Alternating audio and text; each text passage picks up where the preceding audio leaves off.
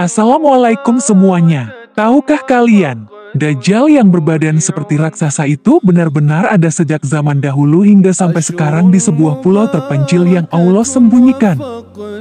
Di dalam hadits Sahih Muslim nomor, Dajjal digambarkan dengan kata aksimu. Kondisi Dajjal saat ini sedang dibelenggu dengan kuat dan erat.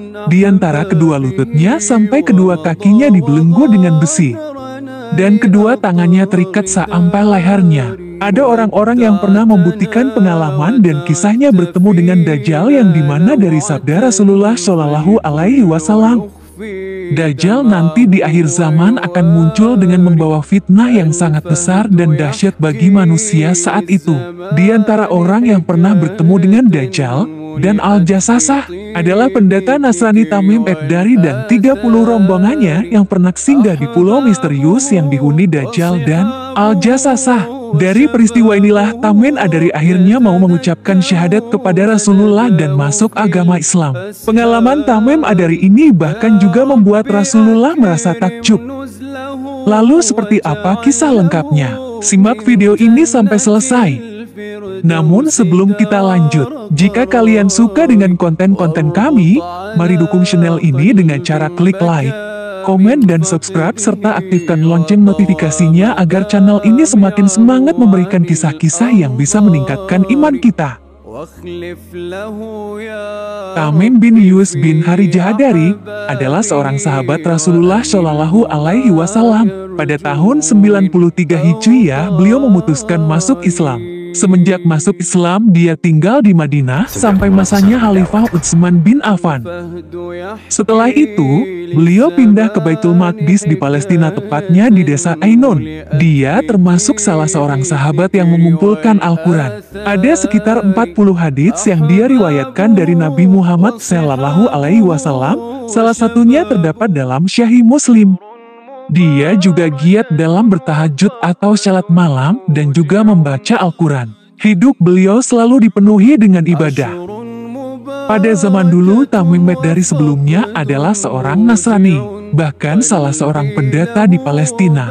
Pada suatu waktu, terjadi suatu peristiwa yang menakjubkan, yaitu kisah ia dan rombongannya bertemu dengan Al-Jassasah dan Dajjal.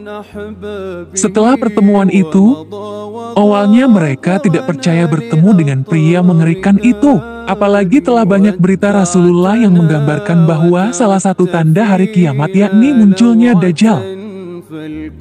Setelah pulang dari tanah Arab, Tamim segera bertemu Nabi dan mengisahkan perjalanannya. Ia pun segera menyatakan diri memeluk agama Islam. Nabi pun sangat gembira mendengar pengalaman Tamim yang luar biasa itu. Pengalaman itu pun langsung dikabarkan Nabi kepada umatnya. Dia langsung mengumpulkan umatnya di dalam masjid. Nabi Muhammad kemudian mengisahkan perjalanan Tamim Ad-Dari. Tatkala Nabi telah menyelesaikan sholatnya, beliau duduk di atas mimbar sambil tertawa.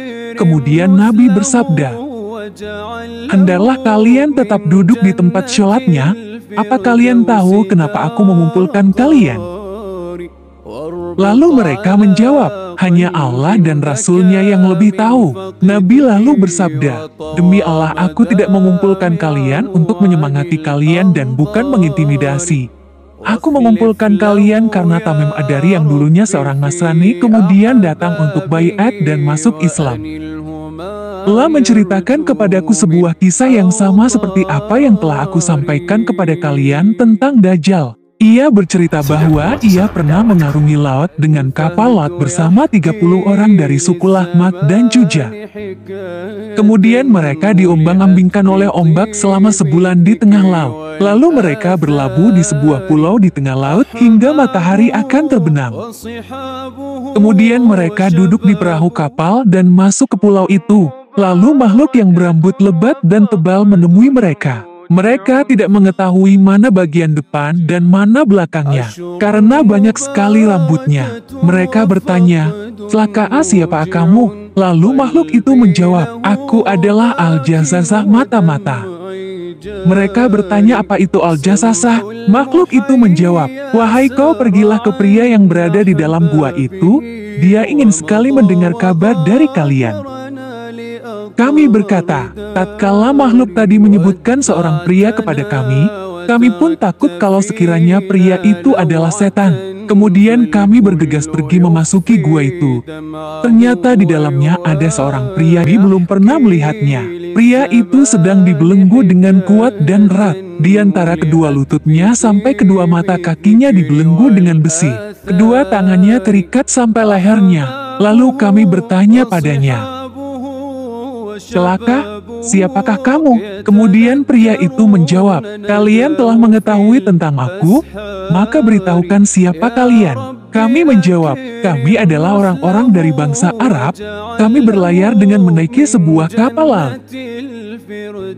Tiba-tiba kami dikejutkan oleh laut yang mengamuk. Lalu kami dipermainkan oleh ombak selama 1 bulan.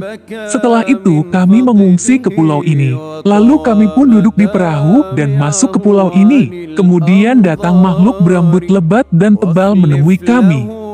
Kami tidak tahu bagian mana depan dan bagian mana belakangnya, karena banyak sekali rambutnya.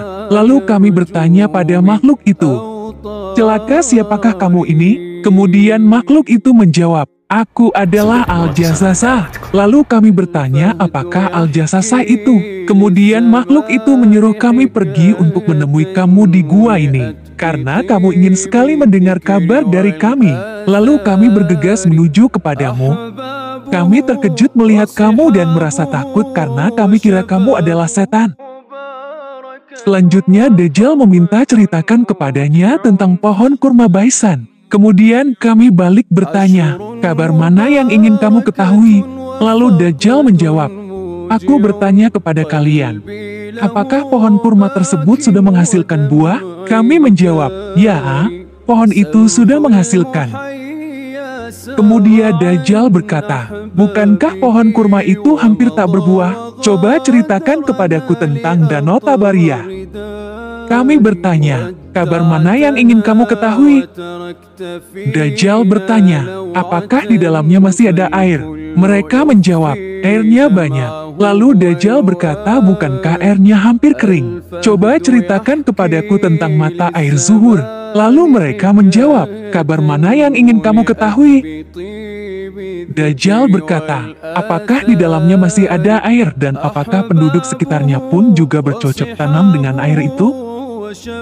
Kami menjawab, "Ya, airnya banyak dan penduduk di sana bercocok tanam dengan air itu." Lalu Dajjal berkata, "Beritahukan kepadaku tentang Nabi yang umi itu, apa yang telah dia lakukan?" Lalu mereka menjawab, "Nabi itu telah keluar dari Mekah dan tinggal di Yasri Madinah." Lalu Dajjal bertanya lagi, "Apakah orang Arab memerangi pada Nabi itu?" Lalu kami menjawab, "Iya." Lalu Dajjal bertanya lagi, "Bagaimana ia memperlakukan mereka atau apa yang ia perbuat terhadap mereka?" Kami pun menyampaikan bahwa Nabi tersebut telah menundukkan orang-orang Arab yang mendatanginya, dan mereka taat kepadanya. Dajjal bertanya, "Apakah hal itu telah terjadi?" Kami menjawab, "Ya." Dajjal berkata lagi, "Ingatlah bahwa sebaiknya mereka mematuhinya, dan aku memberitahukan kepada kalian tentang diriku, sesungguhnya aku adalah Al-Masih ad-Dajjal, dan aku hampir diperbolehkan keluar dan muncul. Aku akan muncul dan berjalan di muka bumi. Aku tidak mendirikan sebuah kampung kecuali aku menetap di dalamnya selama 40 malam, selain Makkah dan Thaibah, karena keduanya diharamkan bagi setiap kali aku akan memasuki salah satunya. Seorang malaikat akan menyambutku dengan pedang terhunus. Ia akan menghalangiku dan pada tiap-tiap jalan-jalannya terdapat malaikat yang menjaganya." Fatimah radhiyallahu anhu berkata, Rasulullah Shallallahu Alaihi Wasallam bersabda sambil beliau menusukkan tongkatnya di mimbar, "Inilah Thaibah itu, inilah Thaibah itu, inilah Thaibah itu yang di Madinah. Ingatlah, bukannya aku telah menyampaikan hadisku ini?" Kemudian para sahabat menjawab, "Ya wahai utusannya Allah, bahwasanya kisah yang disampaikan Tamim telah membuatku takjub. Ceritanya persis dengan kisah yang aku ceritakan kepada kalian, juga tentang Madinah dan Mekah. Ketahuilah bahwa ia berada di Lat Syam atau Lat Yaman." Dan Nabi mengisyaratkan dengan tangannya ke arah timur. Aku hafal hadis ini dari Rasulullah Shallallahu Alaihi Wasallam.